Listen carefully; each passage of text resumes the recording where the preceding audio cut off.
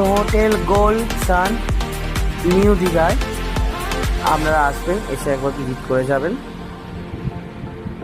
আর এই ভিডিওটি দেখার জন্য অনেক ধন্যবাদ। ভালো লাগলে লাইক, কমেন্ট, শেয়ার করবেন আর সাবস্ক্রাইব করবেন। আর ঢেউ